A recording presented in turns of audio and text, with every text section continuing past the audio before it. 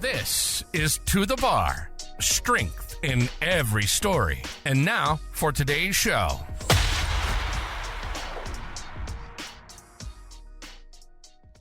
Right. Welcome to the bar. Oh, thank you very much. You're welcome. You're a dog. Thank you very much. Season 2. Season 2, what a day. Well, what a Season weekend. Dos. Yes, we are at the English Championships at Birmingham, NEC. Well, we're at the end of the English Championships. Yeah. It's been a really good weekend. Yes.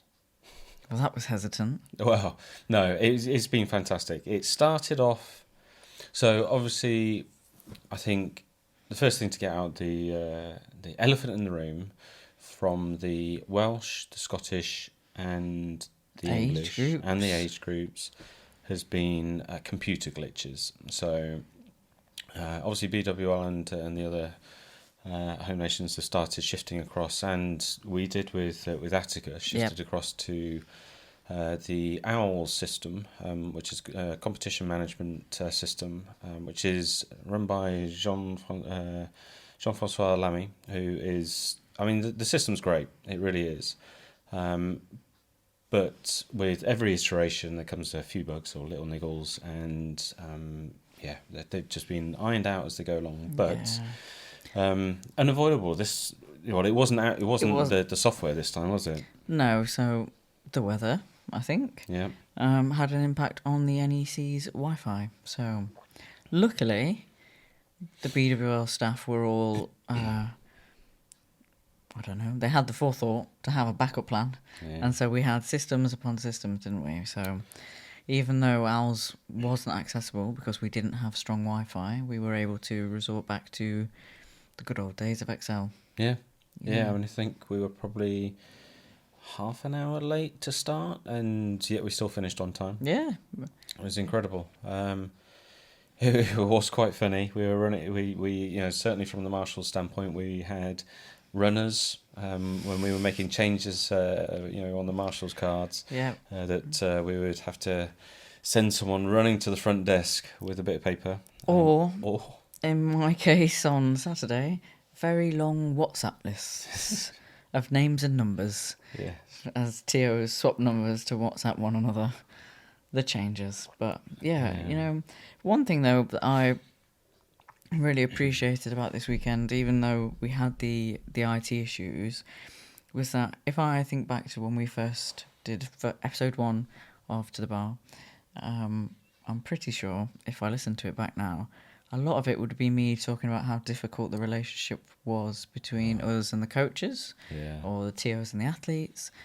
And actually, I can't think of one coach that had any kind of moan at me or anyone that I was around about the system. We all were just in it together. When it was frustrating for all of us. I mean, it was frustrating for us at times, frustrating for the coaches, but it was a really nice experience to just sort of pull together and be like, okay, this is where we're at.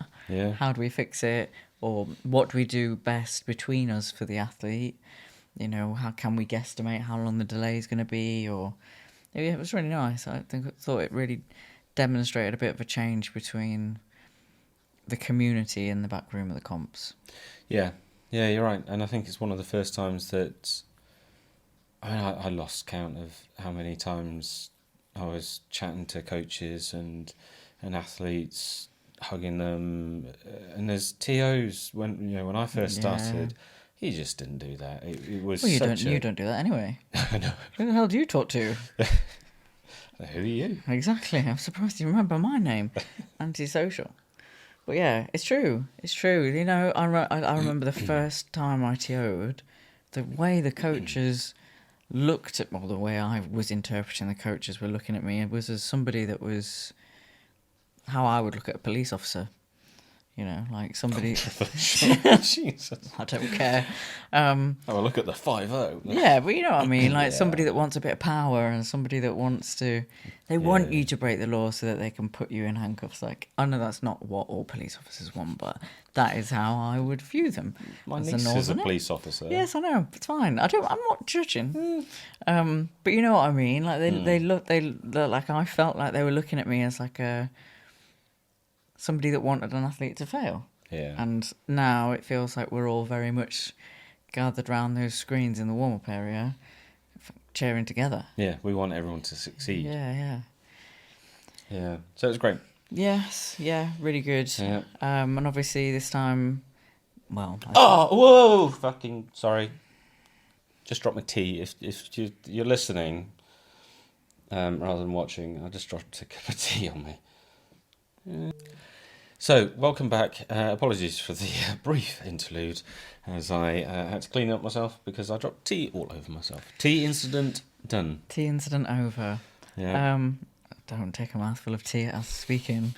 Yeah. But yes, anyway, back to the English. So, much like the last couple of comps that BWL have done, it was at the NEC in Birmingham and part of FitFest. Yeah. I feel like it was even bigger this time. I was gutted. Didn't get to see any of it. Yeah, I had a small wander this morning to get some free samples for us, but it seemed much bigger, much busier. What I really liked was our platform setup. Yeah. All 3 platforms in a line.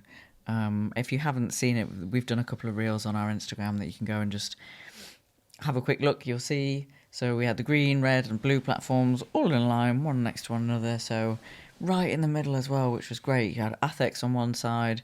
Bless you. FitFest on the other, British rowing. You had British. Oh, what was the one with the wall? I literally said it to you in the car. OCD. No. Obstacle course. Oh, was that what it? They can't have used OCD as their. No, it's obstacle course. OCR. Well, that's the one where they ran up the hill thing. Yeah. They had all sorts of weird. Like I went and looked at it. They had all sorts of weird stuff. But yeah, obstacle courses. Lots of stalls. Yeah. Yeah. But yeah, it was great. It was really good. I imagine as a spectator, it must have been great. Yeah. Especially the free... Oh my God. How many grenade boxes... I don't know how Grenade make any money with how many boxes they walked out with. That was insane. So this is obviously Sunday, so day 2. We got there at 8 o'clock this morning. Yeah. Before it all kicked off. And we saw 2 guys walking out back to their cars with not just a box of grenade, but a box of a box. Yeah. So there must have been like 8 boxes within them. Yeah. Just 3 of those. Yeah. Just carting them back to the car. Just throwing them at people, weren't they? Yeah. Yeah. So. I might have a couple. Yeah. But yeah, I think that really makes a difference. I really like the comps in amongst all of that stuff. I mean, it can get a bit noisy when you're the marshal for a long time. No, but not noisy in the sense of it's off-putting. I think I just get a little bit overstimulated in the sense of there's a lot going on. But atmosphere-wise, you know, when you see those athletes that really need to make a lift, either to qualify, to medal, to not bomb, that's the place, right? You're getting a atmosphere there. You're getting people stopping that don't know what weightlifting is. Yeah, for sure.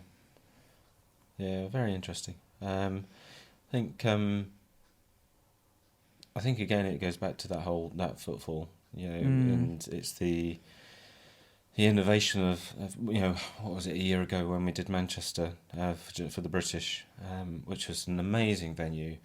You know, the technology, the screen, and all that stuff was fantastic. Was the year before even? Was it the year before? Yeah. But the people in the crowd, there was no crowd. There wasn't anyone. Yeah. It was coaches, athletes for the next session, and some friends and family. That was it. Yeah. Whereas this, you know, it really was packed out. So yeah, I mean, you know, when you talk about footfall, I think one of the things that I really noticed. So on Saturday, I spent the day on the green platform, obviously, as you know, which was the Masters platform, and my first group was men's 55 to 69. Is that right? Is that a group? Anyway, it was the oldest group for the males. which traditionally, if you think about Banger, say maybe, or even British weightlifting's masters groups, the crowds are very minimal, aren't they? Really, and it's quite, the atmosphere wouldn't be as thrilling as it was at FitFest.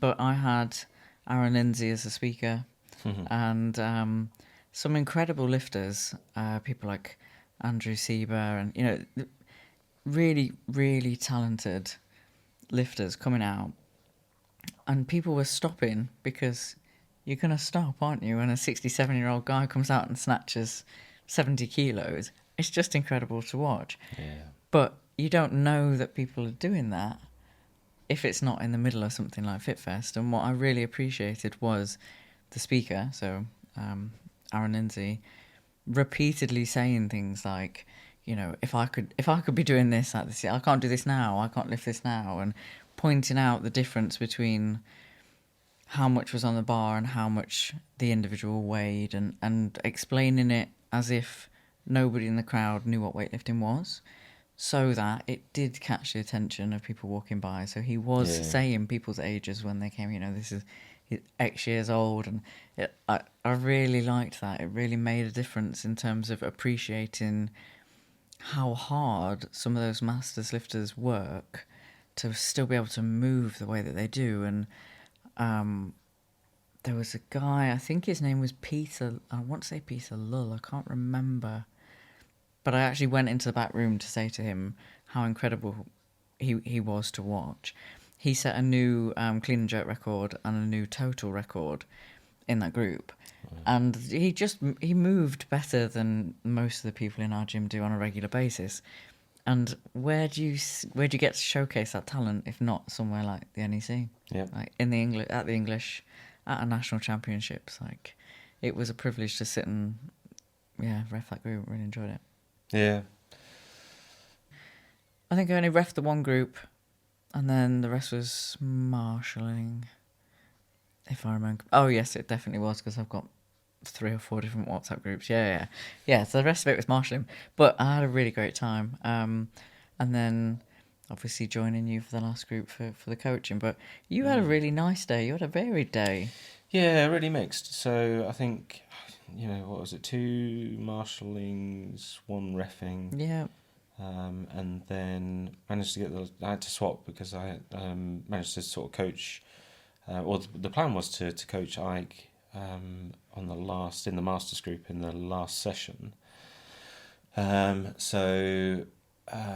also then had time off in between, and it just gave me a real mix. So not only TOing and marshalling, but also reffing, but then time off to take some photos. And actually, whilst we're on the photosy bit, the one thing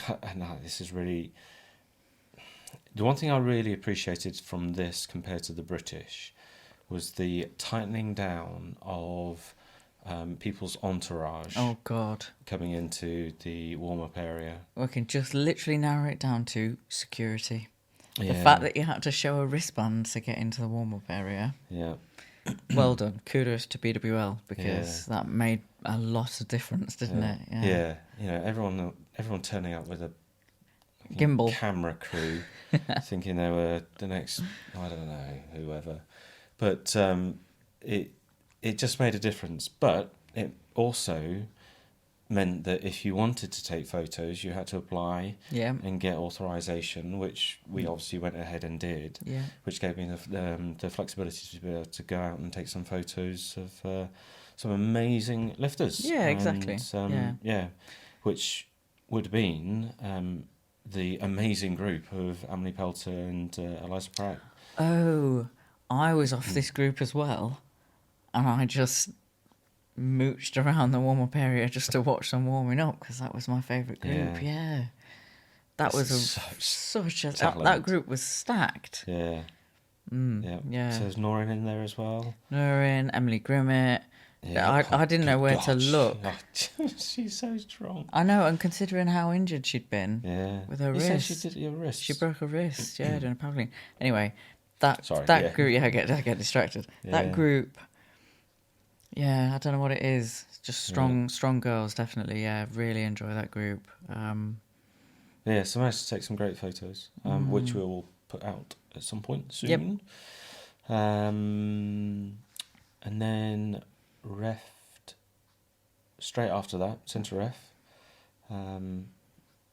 which is great fun. I've not refed in a while. I don't know how you feel about it, but when you don't ref for a while, big comms, you sort of get a bit, not rusty, but the first time you sit in the chair, you're like, It's shit. nerves. It's nerves, isn't it? I feel like I should have just done, a couple of hours of YouTubing just to sort of get my eye back in. But as soon as the first couple of lifts were done, it was you know what you're doing. It's just the nerves, but yeah, it's sort of how I felt with the centre ref thing. But reffing is my least favourite role of all the roles, so I think I always feel a little bit like that because I don't like that. It's not that I don't like that part of TOing, it's my least favourite. So yeah. But yeah, good day on Saturday, definitely. Yeah. And it was really nice for us both again to be free for the two lifters that were from our club in the Masters group. So we had John Wilkins and Ike and Duque. Yeah. That was great actually. It was so nice to be able to. I guess it's just that whole varied part of being a TO and being a supporter of weightlifting and a lover of weightlifting, because you get to see the amazing talent as a TO. I got to mooch around just taking pictures of, and get your media pass. Yeah, it's one thing taking. I don't mind taking pictures of the lifts, which is all right, but I love the emotional part. So. The celebration of the lifts, or the capturing moments where someone sat down, and that real the mindset as the people are working through, and you can see it in their faces how they're focusing, they're visualizing what they're going to go out and do. And hopefully I've managed to capture some of those images, some of those moments. I mean the ones I've seen, they're definitely there's some really good photos in there. So I'm looking forward to putting them out. But I mean the Saturday I really enjoyed. It was a late. It wasn't the latest finish we've ever had, but for me it was a late finish. It was a long day. Obviously we had to be there for the briefing for 8:30, and I think we left the building at maybe 7:30. So nearly 12 hours. But 12 hours, as you say, of lots of different varieties of weightlifting, and as two people who love weightlifting, what more could we have wanted? Exactly. Saw some incredible scenes. I mean, Amelie Pelter, I could watch her lift all day, same as Eliza Pratt. They're both two favourites of mine.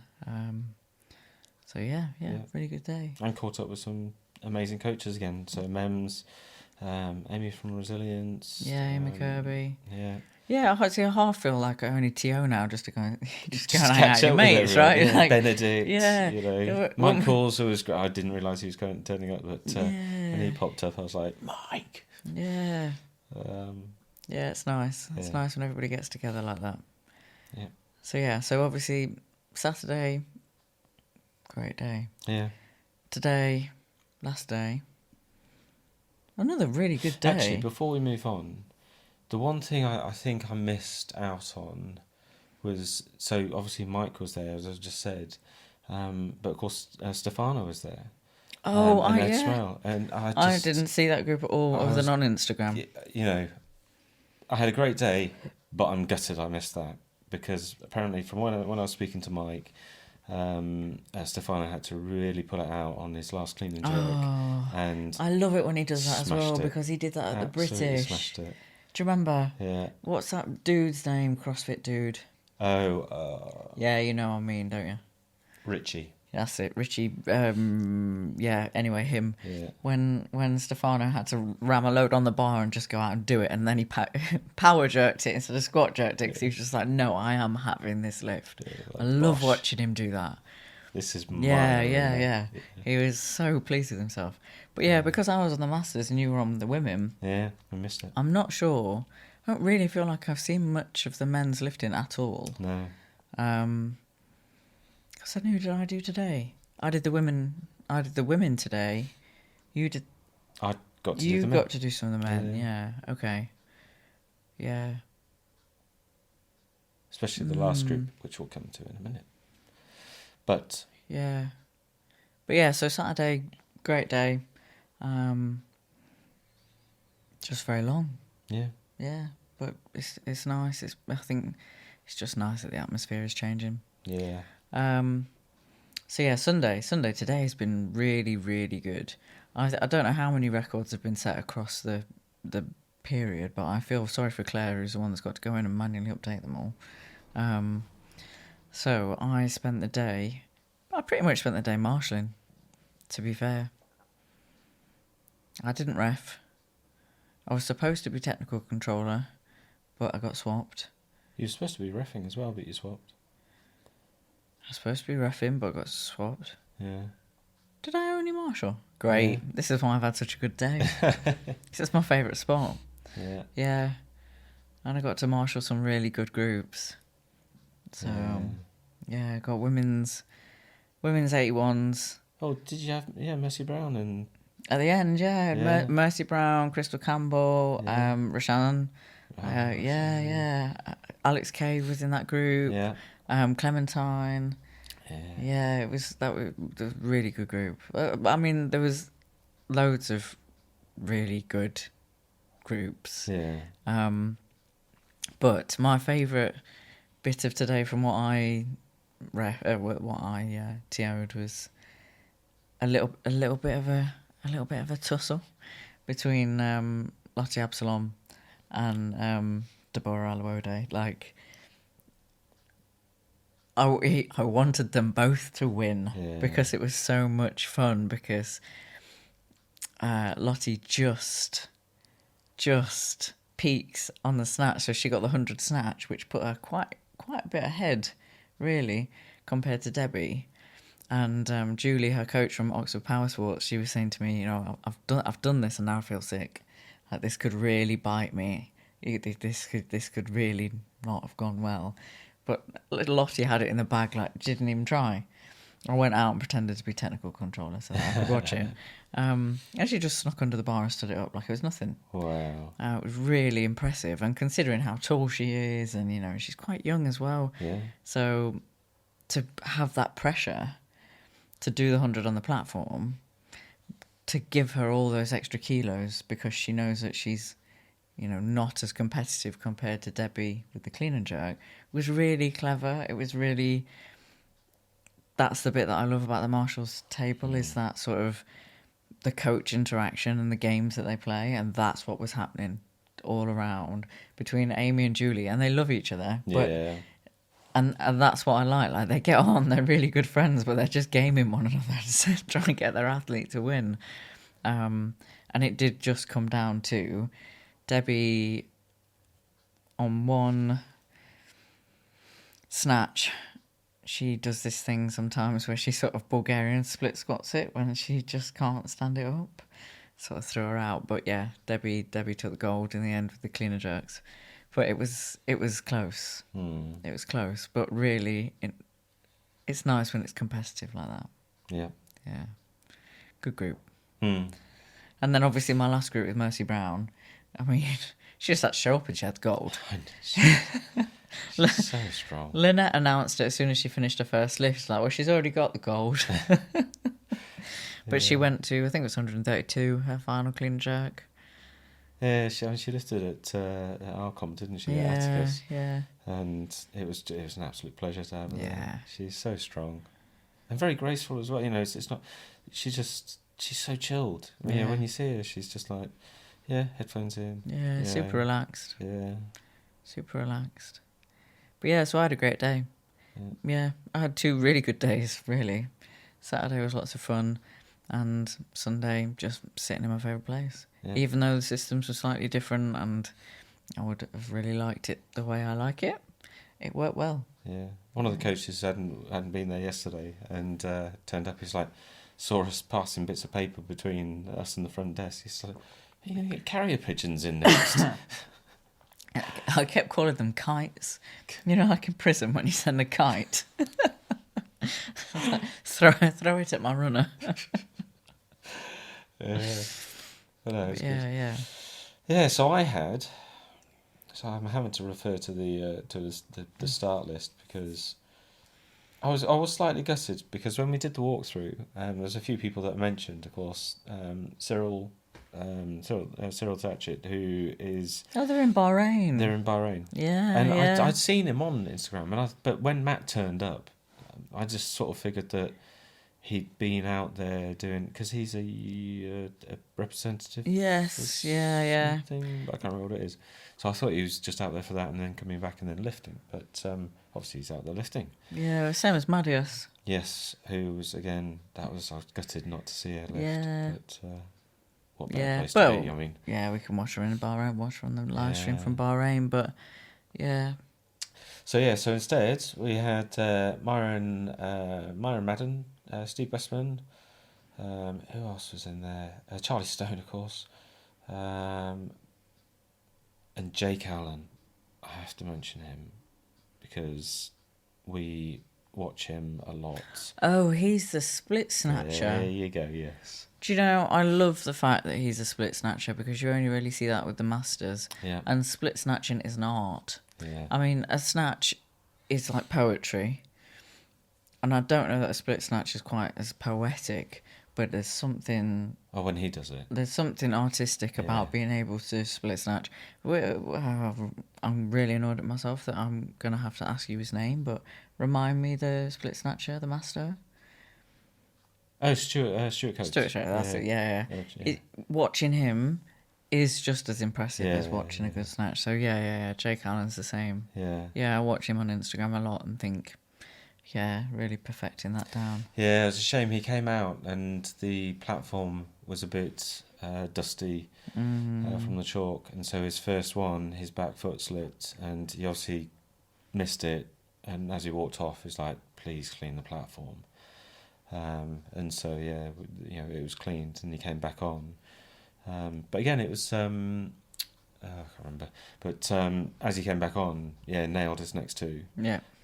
But it's, I imagine for those that aren't,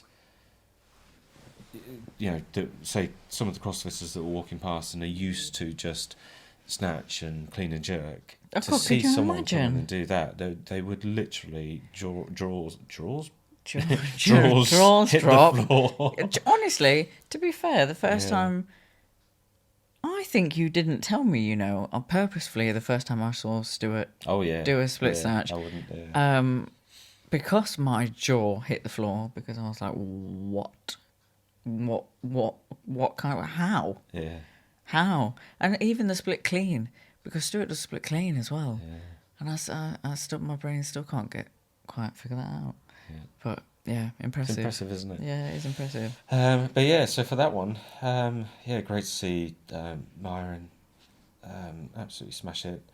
Charlie Stone won that. He won the group? Yeah. Okay. Yeah, he is super strong. Again, he's a masters lifter.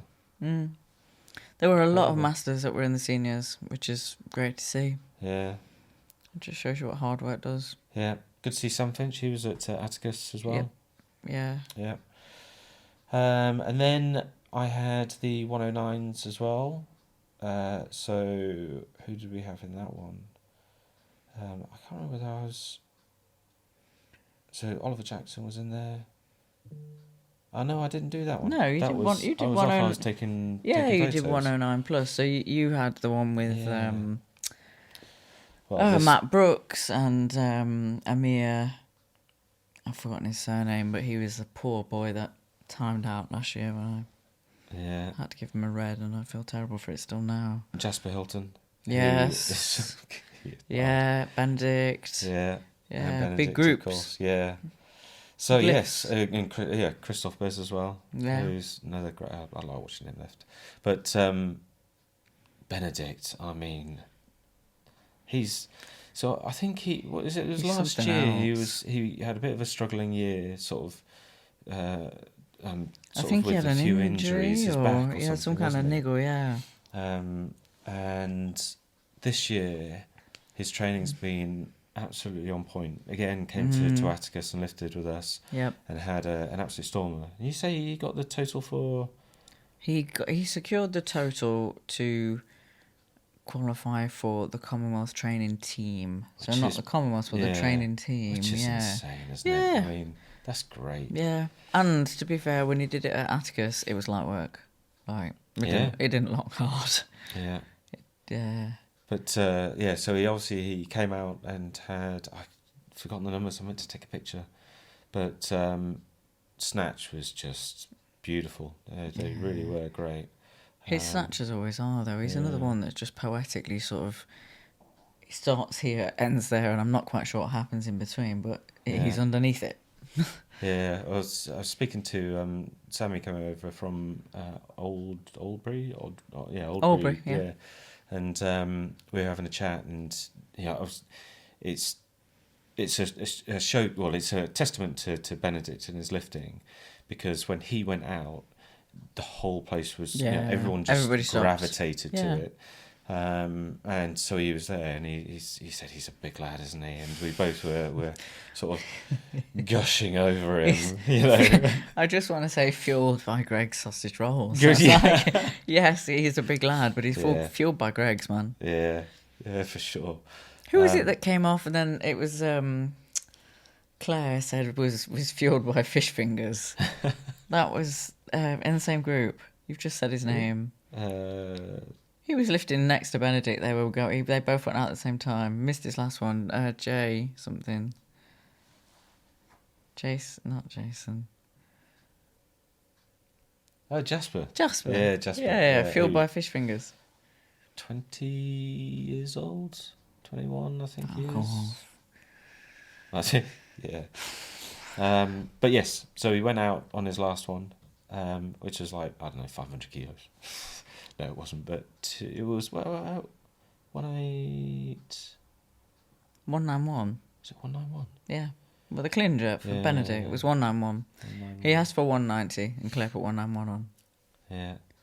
And had it just for a moment, and then he said he felt his hip go a bit, and I think just that self-preservation, because when you got 191 kilos over your head, you're like, I need to get the fuck out of this. Yeah. And so he jumped out of the way and was on the floor, and I saw it, looked at him, and so I went darting over, and he looked at me, and I said, "Are you all right?" He's like, "No, I don't think so." And my heart sank. Yeah.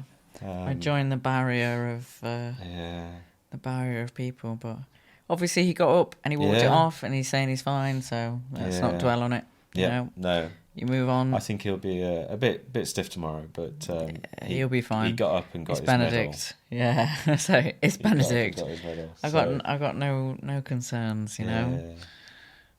He smashed it. Strong. Love him. Yeah. Absolutely smashed it. Yeah.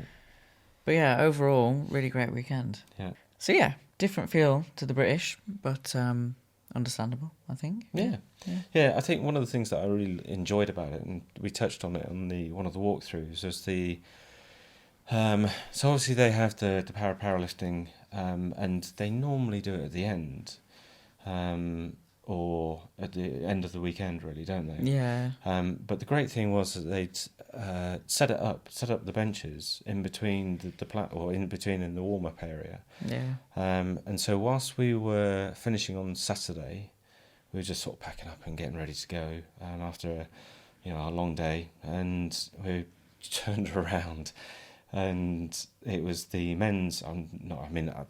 I don't follow the powerlifting. It was lots of bench pressing. It was some serious bench pressing. And I have to admit that you say it was as we were packing up and leaving, and I was wandering over there and spying on it all the way through that last group. I filmed a guy and then thought to myself, probably should have asked his coach if that was all right, but the guy got up and nodded at me, so I figured it was okay. But what did he have on the bar then? It was about 170 something. Jeez. And he was pausing it on his chest and then bringing it up. And then he was the same guy that as we left, we saw him go out to do 182 bench press, para. But I don't know, if that was a first attempt. I don't know how many attempts they get or anything. I don't know if it was PB or whatever, but it doesn't really matter to me because 182 kilos is not something that you bench press. 182 kilos is something that very strong people deadlift. Yeah, well, interesting to say, because I was speaking to someone else and they were saying that because they're off, coming back off the Paris stuff and all the champs there, that they weren't maxing out. This was just fun. Yeah, just to chill. This was just the English Championships where they were just sort of. It's just insane to me that anybody can bench press that. I know. Well, it's 100 kilos more than me. 180. It's just insane, but amazing to have. At the end of the day, British weightlifting does cover the weightlifting and para powerlifting. So having us all in one space, much like how many episodes have we said now? It's so nice to have the masters, the seniors, everybody in the same warm-up area. You're warming up alongside one another. Why wouldn't that also extend to what is essentially our sister sport, and have us all getting to know one another as well? Because that's the only way that you come to appreciate what each other does. Yeah.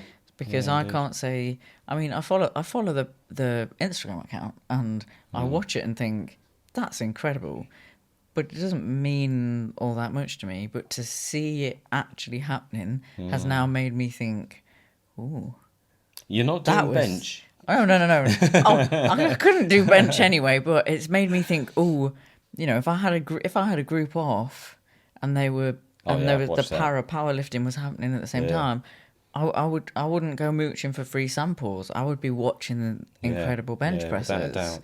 Would I necessarily have thought that if we weren't all mixed together? Would I have had the thought independently? Let me go and hunt them down? No. So I think that was a really innovative thought. So kudos to whoever at BWL thought, do you know what? Yeah, stick the benches in between all the warm-up platforms so we're all together. Yeah, but Matt always says it, doesn't he? When if you listen to the AGM and when he's talking about British weightlifting, it is British weightlifting and powerlifting. He always says that. He never sort of stops. No, it's always all of it. Yeah. So love it. Yeah. So that's been our weekend. Yeah. And we would stop there, but we are going to drone on at you a little bit more because there's actually been quite a lot going off in weightlifting recently. So much so that I just have not kept up enough. Aaron's going to try and show off his shirt. Mainly, he's showing off his shirt because we've now got UK distribution of Liu Xiaojun's store in the name of Bioli, run by our friend Shemek Barak from Hampshire Barbell. And he's sporting his Lu Hunhuao t-shirt, I got fanboy over. A fanboyed. He fanboys over. The reason we both got this t-shirt, the reason we got this t-shirt is because Aaron pretty much got this exact same photo from Paris when we were sat on the front row for his group, which you would find on our Instagram. This bit here where he's cheering is, I'm pretty sure, stolen from your photo. Although I'm sure lots of people did get it. But yeah, so big shout out to Shemek for all the work that he puts in to get us that stuff, because obviously paying the import fees and the shipping and all that stuff. I know. I mean, we've switched for the tape because I'm a bit of a wuss with my thumbs, so I use that non-stop. Yeah. And it cost you a fortune. It cost me a fortune. Not me. But the Lu tape is it's definitely something different. Although, we've gone off on a little bit of a tangent, but that was just a quick shout out to a local-ish, as in UK-based news. We do now have UK distribution of Lu Xiaojun, so we don't have to be shipping it in from Holland, which is great, because does any of us want to be paying £18 shipping? No, I don't think so. Yeah. Anyway, sorry, I got a tangent. Yeah. But news, lots and lots of weightlifting news. So I'm going to go straight in with probably the most controversial of them, which will be the weight categories. Yeah. So 8, was it? 8 weight categories. Yeah. Yeah, change is afoot. Yes. Yeah. Yeah. Are you looking at me to say good or bad, or just an opinion? No, I don't really have an opinion. I think I'm just sort of... change is change, isn't it? It's sport. It is what it is. I think people get frustrated by change through dictation rather than change through explanation and maybe consultation. I don't think people understand where they're coming from. And, when we've spoken to people about it, and get the rationale behind it, it's like, yeah, that makes sense. Yeah. Okay. Yeah, I agree that I think the IWF generally could do a better job of sharing more of what happens in the background around discussion. So there's lots of legitimate reasons as to why the weight categories have changed. Yeah. What it says online is, yay, new weight categories. So that bit I totally get. I think people probably do need to dial back the getting frustrated without consultation thing, because we can't be consulted on everything, and we had this exact same thing when it went to you must be weighed in singlets, and everybody complained, and actually it's made life so much simpler. The athletes love it, the TOs love it, weigh-in is quicker, we can get onto that with the SBD thing, but change is scary and has an impact, but it isn't always a bad thing. I think the weight categories, I think maybe the reason I haven't put a lot of effort into reading all that much about it is because a lot of people don't seem very happy, and I don't know that I've got the energy for the negativity, because I can kind of understand why things have to change sometimes. I do get that it's frustrating, especially when records have to be reset, or if you've worked really hard to sit in one group, or you've sat in one group for a really long time. I understand that, but for the longevity of the sport, I can't believe that the IWF would make changes that weren't going to try and appease that. But I think they look at, they look at the competition schedules. Oh, sorry, the competitions that get run. So you look at the Europeans, the Worlds, and then if you look at the Olympics and where that was run, I mean, obviously there was a much more reduced footprint of groups. Yeah. And we're lucky because it's been guaranteed that we're weightlifting in 2028. Yeah. And hopefully with more groups. Yeah. And so they're obviously, that's they're tying it in. The eye. Yeah. The eye's on the prize for that one. Yeah. And so to do that, and then seeing how quickly they could turn around a tournament, rather than spending, the countries that host, the Europeans and the Worlds at the moment, are spending a fortune. Yeah. And they don't really get that many people and spectators, so it's, Yeah. you've got to be clever with the money. It's not a rich sport. I think maybe it's because I'm just so I don't know what the word is. Low down the pecking order. I don't know what the word is to explain it. Is that I just see those sort of things when they come in with the new weight categories and automatically assume, well, it must be beneficial to the athletes at the top of their game, and therefore, fuck what changes that makes to me, because the women's categories, it does now put me in a predicament of going, I sort of sit directly in the middle of, I've either got to go down or up. I wouldn't sit naturally in either of them. So it would put me in a predicament. But I didn't look at it and think that. I looked at it and thought, okay, so that's obviously something to do with the Olympics.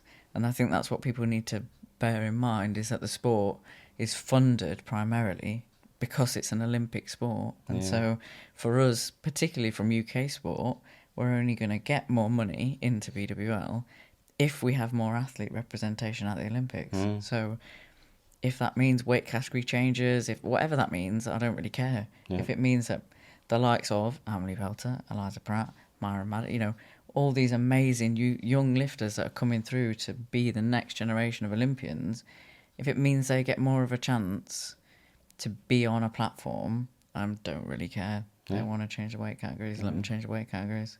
Yeah, exactly.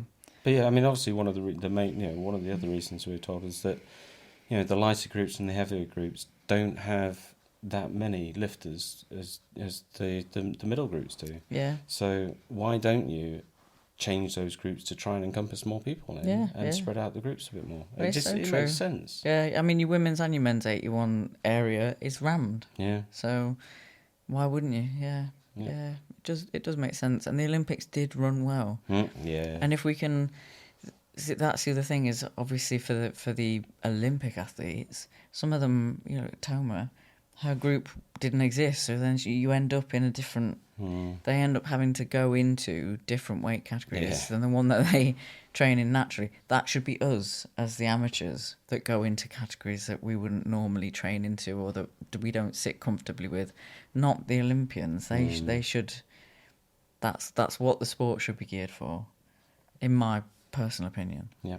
So yeah, I don't know how many people are going to have agreed with that or not, but feel free to disagree with me and let us know. Leave me a little comment. That's fine. I'm happy to have the conversation. But I personally think, yeah, fair. Let's go with it. Yeah. Let's go with it.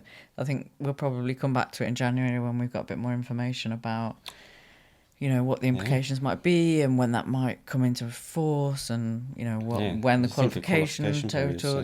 So we'll probably something we'll circle back to and talk about in a bit more depth, but it's certainly a change that sort of came from nowhere, but lots of stuff happened in a very short amount of time, and that was one of them. Yeah. Another one was the what would you call it? Reconfirmed partnership with the ITA. Yeah. So the International Testing Association. Yep. Or agency, which we're massively in favour of. It's It keeps the sport incredible. alive, doesn't it? It keeps, when you look, what was it, the post that we shared the other day that said every single weightlifter was tested at the Olympics? Yeah, so in the period leading up to the Olympics, they're all tested. And of all the sports, the weightlifting athletes were the most tested. Yep, which is great. Good. Yeah, absolutely love it. Yeah, I love it. And obviously that's not to say that there aren't ways around it, but it makes it more difficult. Yeah. So it makes the sport fairer, and that's all we really want. Well, fairer and more guaranteed spots in the Olympics. So yes, yeah. So it's great news. With that. Yeah, and they did turn up. UCADA, they did turn up, didn't they? Saturday and Sunday. Yeah, at the English. So we were just about to nip. Well, I was just about to nip into the loo, which was the UCADA loo. Hoping that they weren't around. They'd already gone for the day, and Benedict was in there getting tested. So yeah, exactly, love it, and that's the way it should be. Yeah, and they can turn up at any comp. So yeah, great. Yeah, all for it. Yeah.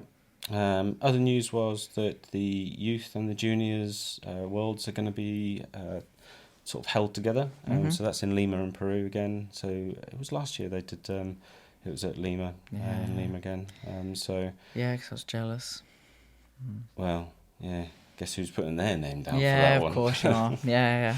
So I'm hoping. I love Peru. But anyway, but that's great. And again, I think it goes to show that it's a sport that needs to be a bit more conscious of the money they're spending. That if you combine, so they'll be running 2 platforms.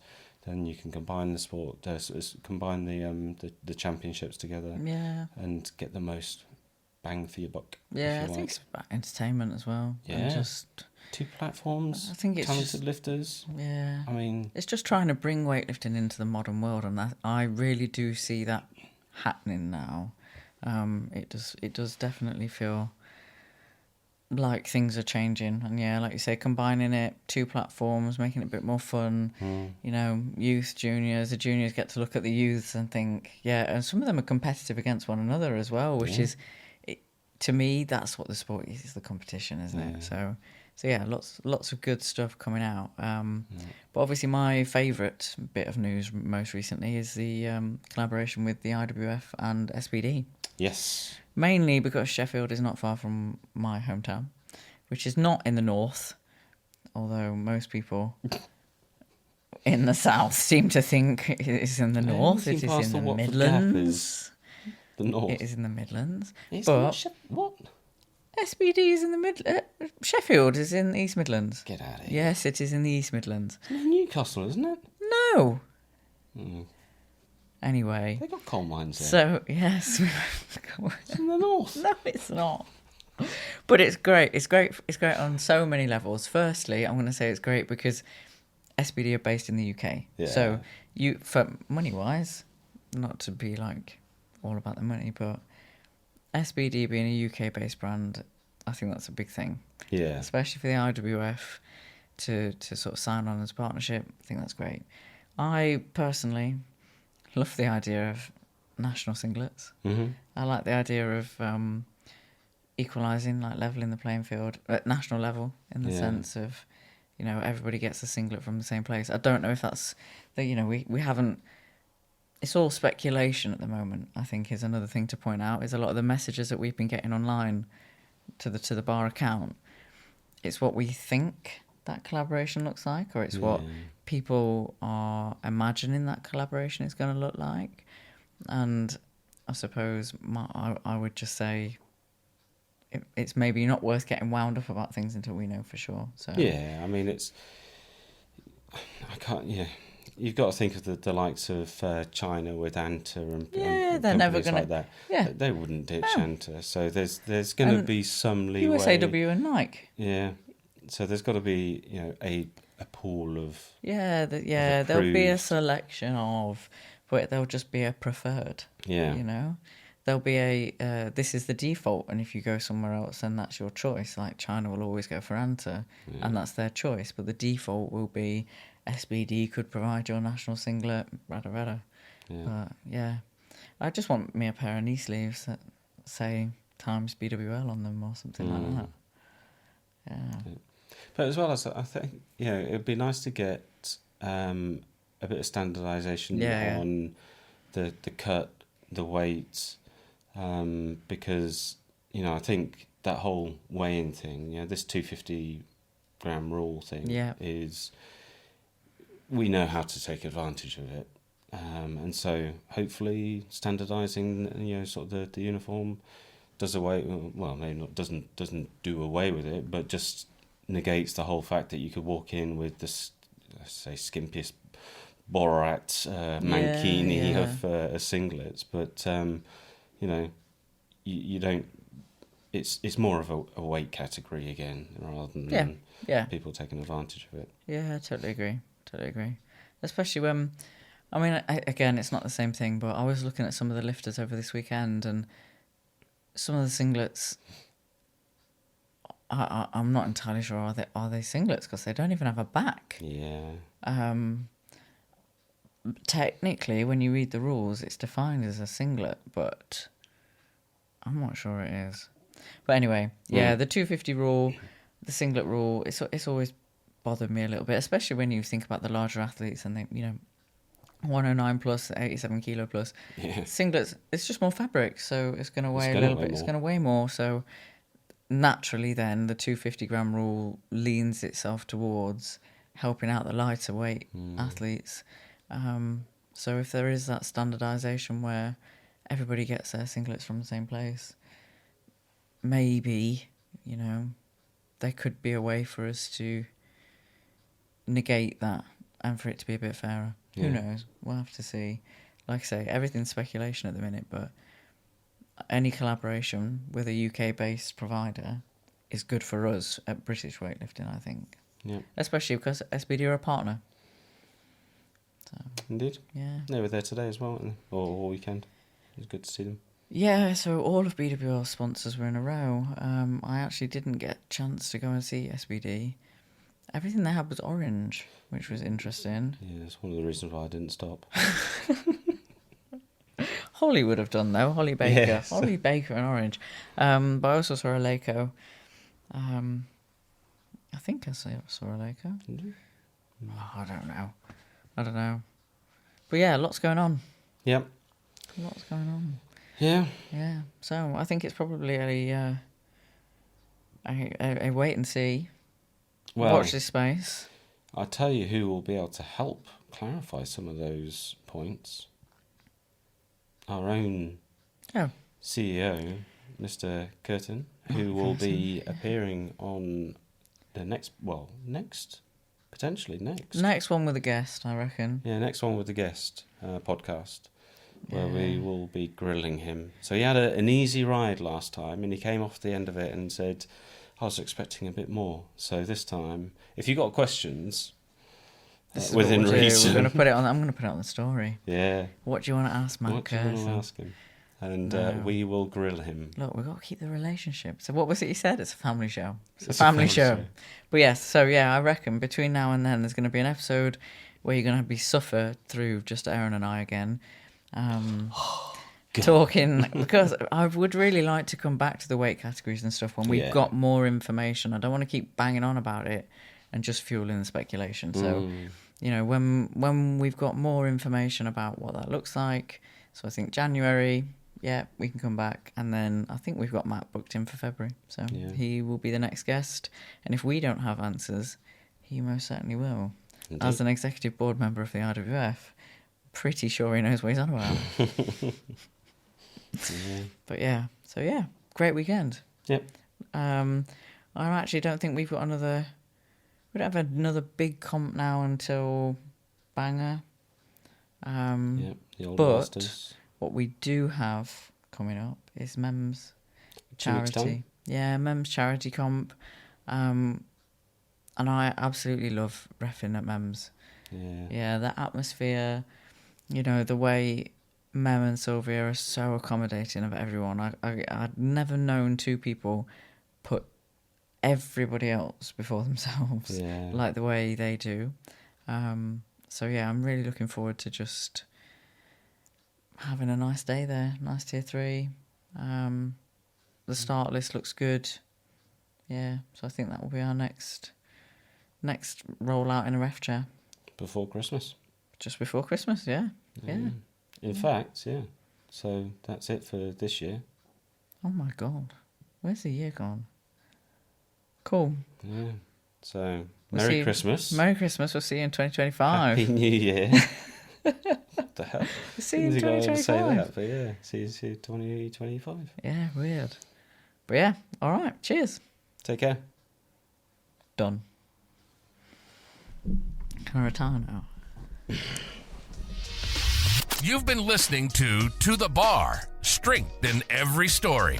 Thanks so much for listening. We're so happy to have you as a member of our community. We have a passion for weightlifting, but we also have an insatiable curiosity about everyone's story. We hope you've enjoyed the show. If you did, make sure to like, rate, and review. And we'll be back soon. But in the meantime, find us on Instagram at _2_thebar. And be sure to hit the website at 2-thebar.com. See you next time on To The Bar. And remember, there's strength in every story.